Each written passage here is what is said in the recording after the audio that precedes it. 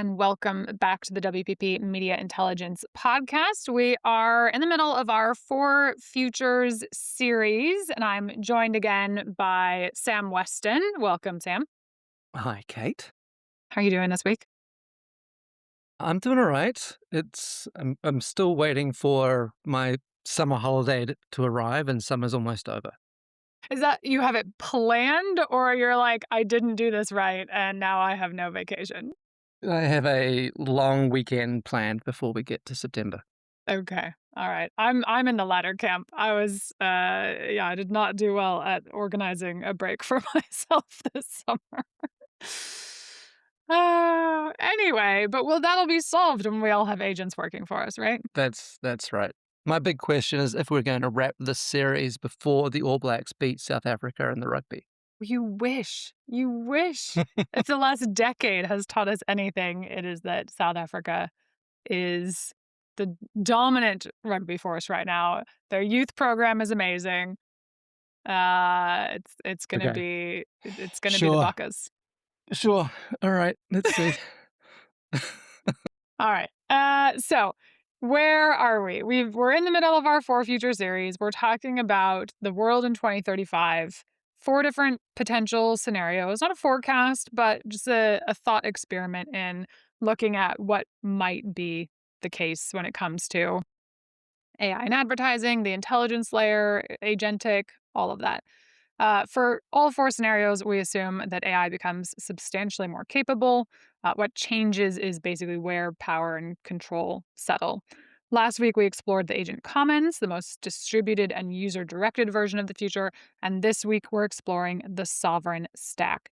Sam, where does that sit in our little 2x2 framework? Our framework has two axes. The first axis asks whether control is concentrated in a relatively small number of institutions or distributed broadly across lots of actors.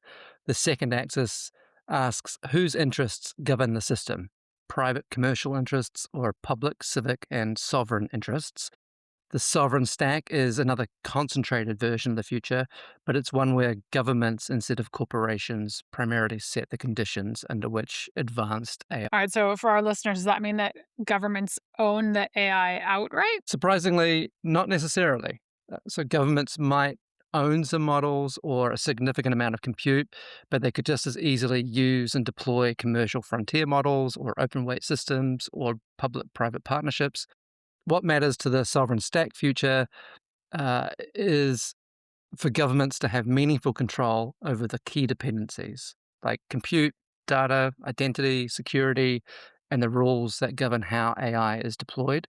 That doesn't necessarily mean that we're all using government GPT. It's more about government being in full control of the intelligence supply chain. What a catchy name, though, government GPT. Oh my goodness.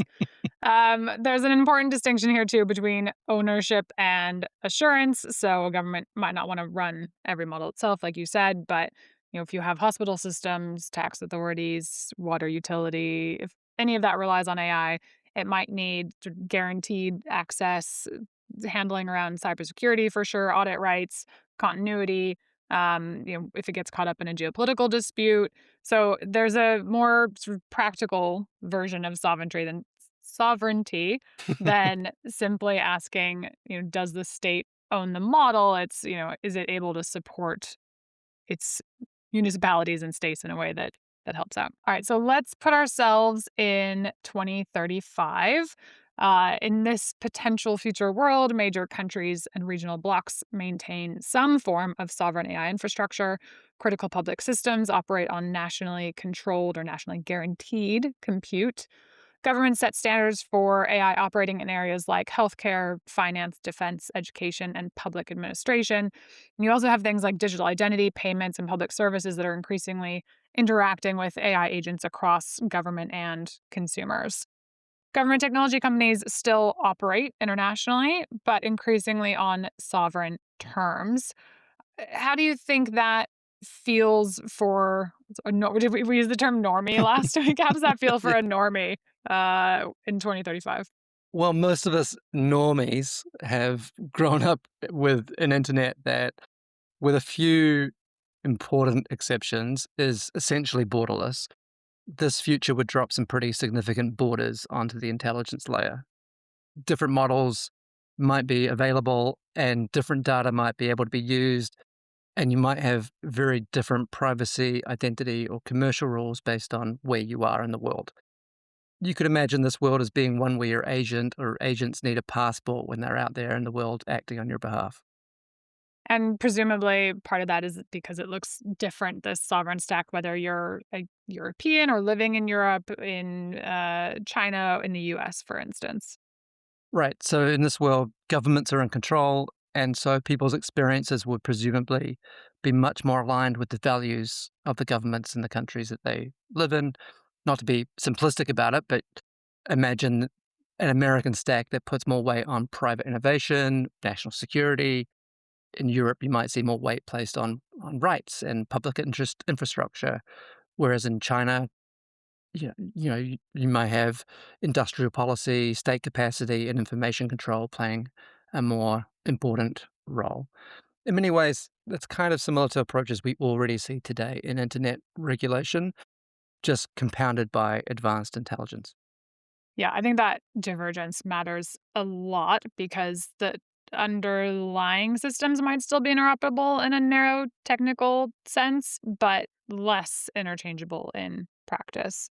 If we have one potential scenario, because we listed a few kind of existing blocks or powers. But there's also the entire global south, for instance, which doesn't fall into any of those. And I think there's a possible world where Chinese infrastructure models and rules may be used by a significant portion of that Right. group. Not necessarily because they are politically aligned to China, but they become operationally dependent basically on Chinese origin systems because they're cheap, they're integrated, they're available at scale across devices, cloud, payments, marketplaces, logistics, robotics, right? Most of the exports are out of China right now. As a quick side note, I've been updating our technology advertiser composite this week, so Awesome. my brain is full full of all the numbers. But there is, maybe surprising to some, large share of revenue from these Chinese players that comes from outside of China already. Even Huawei, right? 30% is international revenue. For Lenovo, it's close to 80% is outside China. Xiaomi, in their latest release, talked about opening more than 500 retail stores outside of China in Q1 of this year alone, which is it's a big number. So yeah, any route to a sovereign stack, but it's really interesting when you move outside of the sort of poles that people already think about. Right. Well, there's already a lot of competition over infrastructure, right? So you would expect that to extend to AI. Yeah. So do we have evidence? Because I know no one follows the world of AI more closely than you do, Sam. Do we have evidence that governments are actually already moving in this way at all? There's been a dramatic acceleration over the last couple of years in the degree to which governments are leaned in on AI, both in terms of the risks and the opportunity. This is true broadly, not just from governments that you'd expect to want heavier AI regulation. The United States is a great example. The White House has been very loud about wanting a pro innovation, hands off approach to AI. But at the same time, the federal government is very leaned in on what's happening. It wants its own secure access to the research companies and approval on frontier model deployment releases. It wants to be able to manage compute access, and it wants to be able to integrate AI into national security.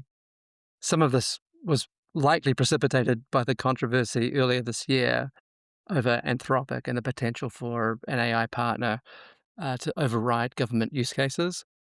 It's very easy to imagine a path to a sovereign stack future that doesn't start with AI regulation, but with a government mandate to win with AI and ensure that you don't become dependent on an intelligence infrastructure that's outside of your control. Yeah, something you hear when reading about South Korea and their initiatives, or practically any country, I feel like has their statement on how they're gonna, lean into this Right, technology for sure.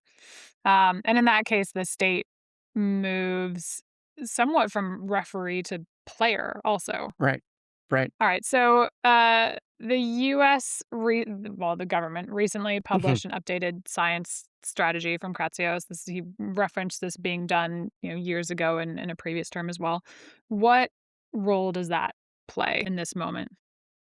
Yes, I highly recommend people read it. It's a very interesting document. It's a report called Science, A New Golden Age. And it essentially argues that the intelligence era requires new institutions and a national scale infrastructure. It argues that for things like the US Genesis mission, which gives government supercomputers, data sets, scientific instruments, AI systems, all connected to a national platform for AI driven science. So you get this interesting synthesis that's both anti regulation and pro sovereignty at the same time, sort of deregulating builders in order to build up state capacity.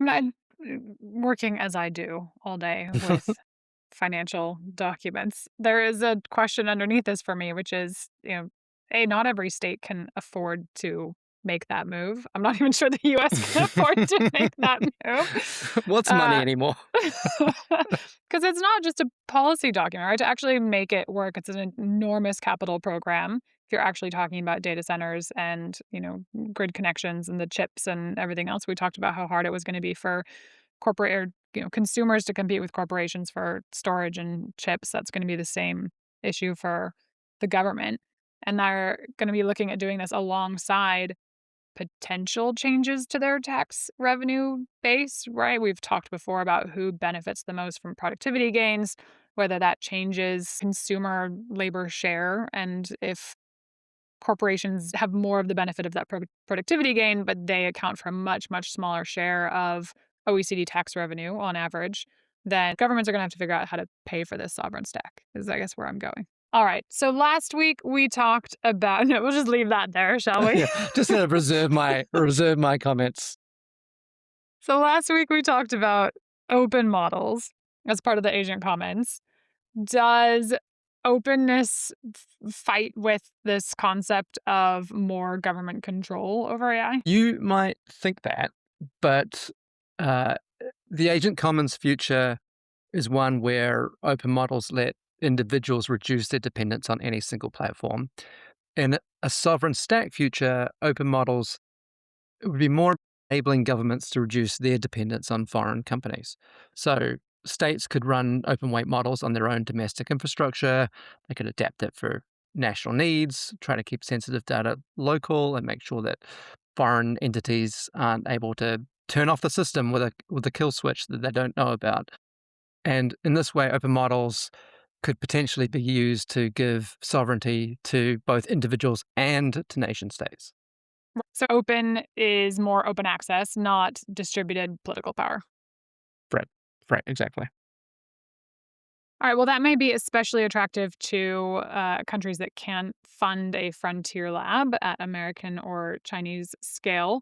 They might not need to train the most powerful general model from scratch. They do need capable models that can be run locally, right? Audited, adapted to local languages, kept available in a crisis.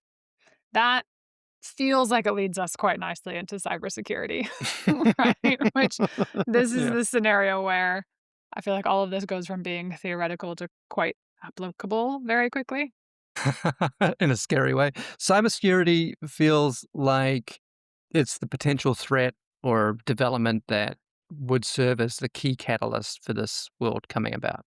It's the fastest way to close the gap between AI playing out on screens and AI affecting people's real lives in the physical world.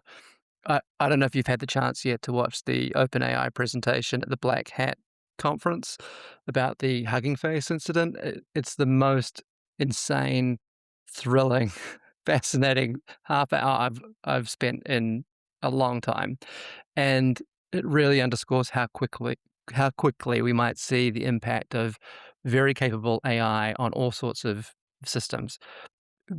There's two engineers who present basically a step by step recounting of what happened, and they go out of their way at the end to make the point that defensive capabilities need to catch up to find uh, an advantage over offensive capabilities if we're going to be able to prevent all sorts of havoc breaking out uh, in the very, very near future. Yeah, I haven't.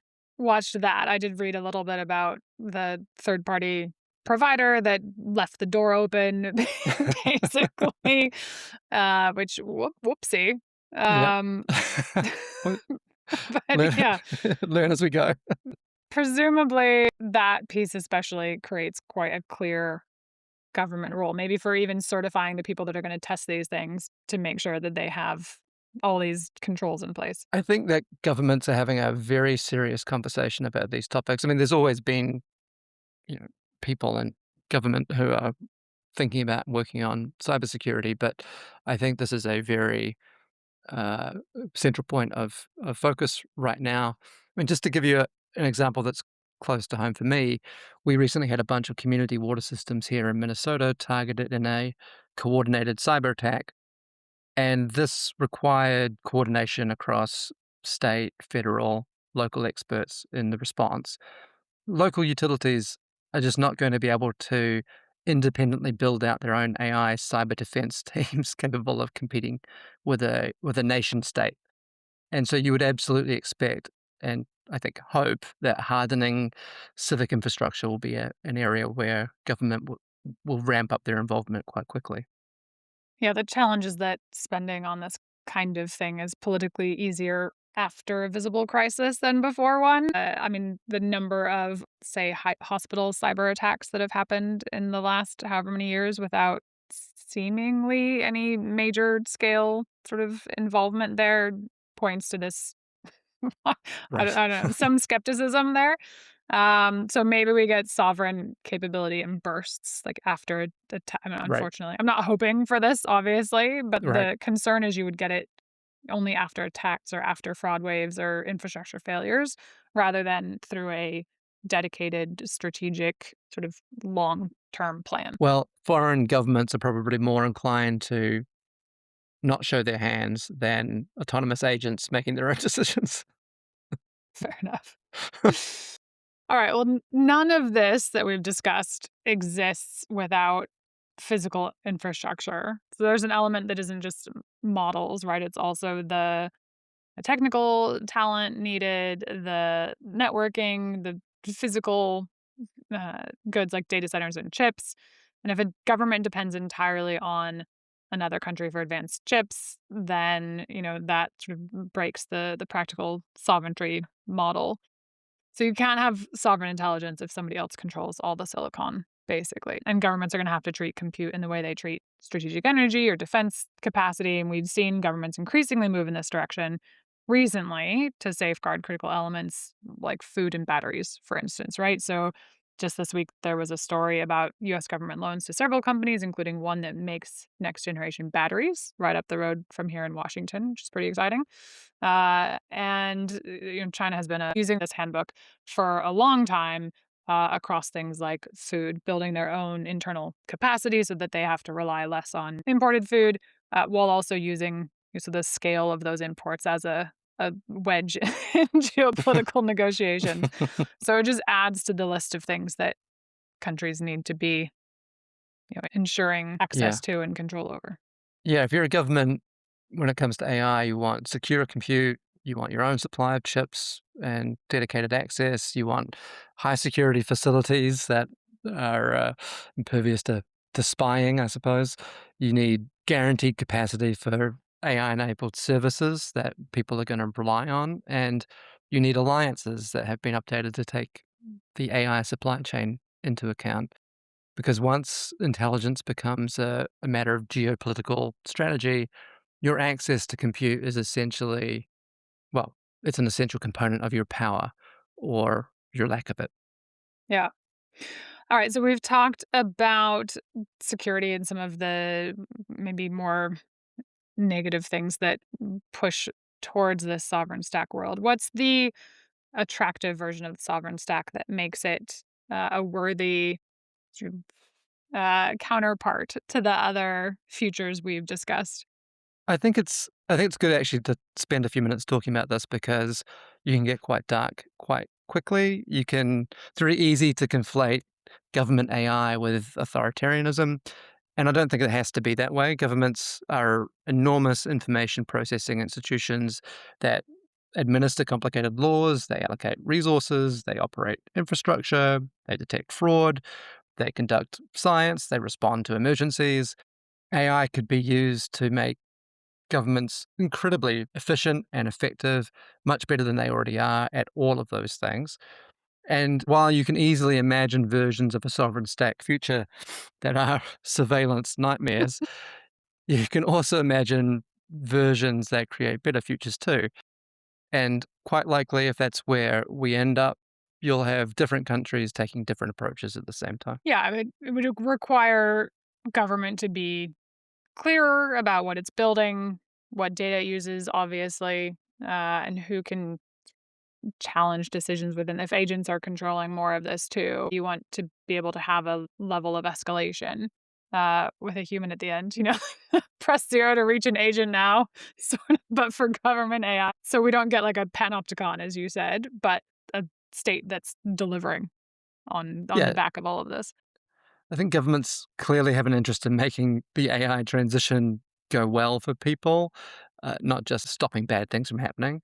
And AI is becoming an increasingly salient topic already for politicians at the moment, mainly through the lens of data center build-outs and how people feel about those. But I think by the time we get to 2028, you'll see AI incorporated into much more positive visions of the future as well, whether that's to do with job creation or housing or science-oriented political agendas and promises. Well, this has been a lovely theoretical romp through the woods, but let's bring it back to advertisers and Finally. advertising.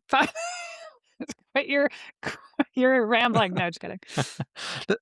This is where I'm going to take the mic because, Kate, you are our resident expert on the many ways in which government and advertising already intersect. So, before we imagine 2035, how much does government already shape advertising? What are the major areas where brands already operate differently because of regulation and jurisdiction? I mean, that's another whole podcast. We don't have enough time to cover all of Let that. me just, I'll just clear my schedule. All right, very quickly, a few that are recently top of mind again, because we've just had earnings and news from the last week or two. Certainly related to protecting classes of people, regulation around children is a major one. You have COPPA in the US, the Online Safety Act in the UK, more recently, age bans for social media in markets like Australia and others, and then fines and potential requirements to actually change app design elements like infinite scroll, like counts. Those are coming about because of uh, lesser regulation right now, but certainly courts and country jurisdiction over their own judicial system. Then you have competition authorities that are looking at making sure there's adequate competition in their markets. Google just opened its first alternative app store on Android, which is, I think, basically a direct result of that. Tied to that somewhat, you have these battles between jurisdictions where companies are domiciled in one location but Hmm. operate globally. We've seen that come to a head where, for instance, the EU is looking at taxing or fining or curbing major US advertising platforms. And then that gets raised as a geopolitical Hmm. wedge in terms of trade talks, or, well, if you do this, then we're going to increase tariffs on that. So I mean, so many ways, so many That, ways. and that's a lot of interaction, but it's probably, is it fair to say that it's still focused on what advertisers and platforms and media companies are allowed to do, but governments generally aren't providing the underlying identity or recommendation and infrastructure that advertising relies on. Yeah, no, it's certainly not the latter. I think more frequently they're probably relying on the ad companies for that within their own systems. But there absolutely are controls on what companies can do, particularly around, again, egregious examples of perceived anti-competitive behavior. It is only more recently that governments have spent, I think, more time on what these platforms are causing or enabling in some senses, whether that's issues related to health and well-being, fraud and scams, how people spend their time, even things like time restrictions on gaming for youth in China, those kinds of things, where they're looking beyond just what the platforms do and actually more towards the end results of that. So a sovereign stack future would be, you know, even despite the amount of interaction that happens already, it would be a significant transaction to grapple with because you'd have the government not only regulating advertising, but also defining much more of the infrastructure and architecture, what the rules are for agents, which AI systems can operate in which sectors of the economy, what the rules are for governing machine recommendations. Yeah, I mean, that last piece, especially the recommendation algorithms and what happens there, is fascinating as more and more ad companies have been moving towards that being a larger portion of their revenue driving activity. If government steps in more heavy handed there, I think we have a really interesting future for how ad platforms react to that. Okay, let's explore that a little bit more. So, what happens to advertising and brands in this future? What do you think the central advertising problem is if we end up in a sovereign stack? I mean, the quick answer is jurisdiction just because of how fragmented things are. Compared with the agent commons, brands probably regain some scale inside individual markets, but become more localized, right? Because they have to react to whatever that sovereign powers version of internet and data control are, right? So you have different intelligence environments with different rules governing data and identity and models. So global advertising doesn't disappear, right, at all, I don't think. Hmm. We already exist in a world where advertisers are translating campaigns for local markets and, adapting for local culture, making sure their claims comply locally. So that already exists. I don't think it gets any Hmm. easier in the sovereign stack future, right? The environment probably differs significantly. And so brands then have to think through what data can an agent use, what counts as a sponsored recommendation, for instance, and then those algorithms, where can information be processed, which models are approved to be used. It just adds a layer to, I think, how global brands already think about adapting their plans within individual markets. From what global advertisers already experience and have to deal with today, which of those do you think becomes the hardest challenge? I mean, the hardest part probably becomes the gap between what they'd like to aspire to in terms of a global brand with global brand values and the ease of making that efficient and consistent everywhere versus all those localized rules and compliance issues that we just talked about. So the temptation, I think, would be to solve that through complexity, more vendors or more data environments. That gets expensive. So it's how do they manage that added complexity and how do they maintain a clear sort of brand identity that people, because we talked last time about the importance of people asking or Hmm. prompting for a brand specifically. So creating that globally in a way that makes sense is going to be important. The challenge becomes separating what should remain universal, meaning of the brand, from the machinery that has to increasingly become local. So Totally. brand stays global, but the machinery underneath changes based on whatever sovereign stack it's being accessed through. Yeah, Okay. 100%. So that probably leads us into what happens with media and measurement. You probably see local and national media ecosystems become much more strategically important. Measurement also conceivably gets harder if people's data can't just simply flow into a global environment.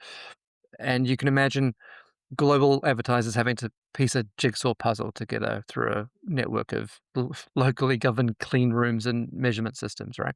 And then the agency role? Well, agencies, you talked about the challenge of navigating jurisdiction, and I think that's the primary role that agencies play, helping brands navigate that. That's where having a genuinely global network becomes a very valuable thing for an agency partner. Agencies become partly systems integrators and partly a diplomatic corps for the brand, right, with a mandate to preserve global brand meaning via local AI systems. Local embassies. I like it. All right, let's quickly do our backcasting, and then we will get into the three moves for advertisers to consider. Okay, so I think there are 5 stages to go through to get to the sovereign stack in 2035. So from now through 2028, you see continued and deepening partnership between governments and AI companies, model access, compute, chips, cyber defense capabilities, open weight policy, procurement all pulls government deeper into AI, but frontier development still remains private and driven by the companies as it is today. But by 2028, which is when our next big presidential election is in the US, you might expect this to have emerged as a salient issue, deepening the interest in governments asserting control. You could also see a geopolitical or cyber warfare crisis emerge to make the capability of governments particularly urgent for people. Governments would have to acquire much more control over critical systems, and then you would probably start to see nationalization being a point of conversation in politics, or at least among policymakers. At that point, the 2030 to 2032 window, that's where you would potentially fork out into a future where some countries establish very deep public private national champions and others take direct public control over strategically indispensable research or models or compute. By the time that you reach the 2032 to 2034 window, you have some emerging AI native states. Whatever the ownership structure is, advanced AI is becoming embedded in science, cyber defense, infrastructure, public administration, national security decision making. Probably a pretty weird world, but kind of terrifying or exciting. Pick your path. Uh, and by 2034 into 2035, that's where you're seeing the emergence of sovereign blocks. Countries are negotiating how intelligence and environments interact with each other. Which models do we trust? Which identities do we recognize? What data can move, and what agents can transact? And you effectively get into AI trade realities. Do you think agents start competing on how many stamps they have in their passports? That's made me sad. All these e-gates. Okay, it's great. It's fast, but I do miss the time when you had real visas and stamps and things in your passport. Sorry. Yeah. All right. So, because we're talking about borders, right? Yeah. Okay. And they've evolved from just being about movement of goods and people, right? People entering and Hmm. getting a stamp in their passport, into also the movement of intelligence and agents. And so that's the expansion of borders that we're talking about. Probably slightly less about ownership, as you've said, just based on cost and speed and capability and innovation, more about control at that point in 2035. So companies could remain privately owned while becoming functionally part of a national security infrastructure. Again, I think a big piece of that is outside of the big labs and sort of polls that we've talked about. What happens with the rest of the markets that you know Right. Right. aren't gonna be able to Right. afford their own major frontier labs? All right, all right, all right. So let's do the fun part, which is the 3 moves for advertisers today. What's one strategic bet they should be making today? What's a key risk that they should map? And what's a signal to be on the watch out for? Kate, what's the key bet? Yeah, I think we are in agreement on this, right? That the at least scenario planning for how to build a sovereign ready commercial stack to ensure that you can operate in all the markets that you want to and need to right now and in the future. Hmm. That sounds right. Okay, how about the key risk? I'm interested in your thoughts here too. I think one of them is certainly around jurisdictions and where you're going to have to comply with different systems, and also how data is going to flow in and out between those things if you can't look at a holistic campaign because data can't move from place to place or they mean substantially different things in one market versus another. That's going to make your job as a global marketer a little bit different. What would you say? I think if you are a global brand, you have to be thinking through the consequences of potentially being a national or a state affiliated company, just in terms of the brand associations. Yeah. All right. What's your signal to watch for? I'm on the watch out for when AI policy becomes AI infrastructure, when governments stop just writing rules and start building their own capabilities. All right. I had to add one other, which is tax policy. If governments begin seriously debating how to tax automated productivity, AI generated value, highly mobile and tangible profits, that tells us that they understand the financing problem. They're going to try to figure out how it works in a sovereign intelligence future. Makes sense. All right. So should we want this future or fear it? I think that there are exciting and scary versions of this future. And people have a vested interest in making sure that if we do end up in a sovereign stack future, it's the good version and not the bad version. If we do end up in a sovereign stack, it'll be because governments and hopefully the people that those governments represent determined it was really important that the AI we depend on ultimately answers to the country that we live in. And the big question after that is what happens next, because you want to make sure that an AI enabled government remains controlled by its people. Yeah, I think that's a key question to end on. I mean, outside of the US and China, for instance, what does this look like? And does economic power confer intelligence control around the world? Is it defaulted to that? Do the cheapest and most readily available pieces of technology and models become the de facto operating systems, basically, for countries that can't or don't build their own? And then what does that mean for influence and geopolitical alignment going forward? So, just that. But for the folks that have made it to the end, I think we wanted to end with a couple of recommendations. I think you have a show, and then I'm gonna suggest a book, and then we because I think they I relate to where this conversation has led.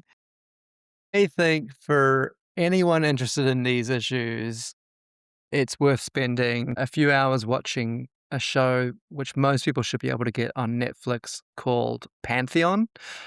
It's animated, it's 2 seasons long, and it's just a very good exploration of what happens when AI suddenly becomes more capable and how governments might react. All right. Well, my recommendation is a book by Richard Powers called Playground. And it's interesting in this context because the premise there is that these rich individuals and corporations have basically decided that they're going to opt out of the sovereign model by building these floating communities and mini nation states in international waters. And so Is what is happens this if that fiction? Yeah, yeah. But what happens if that like how does it break the sovereign model, or what happens if they all move off and take their tech and their brains with them? Anyway, Great. All right. Well, way to one up me with a book instead of a TV show. that's how I Um, do. I- I'll read yours if you watch mine. Okay. As always, the Media Intelligence podcast from WPP Media is meant for informational and entertainment purposes only and should not be considered financial advice.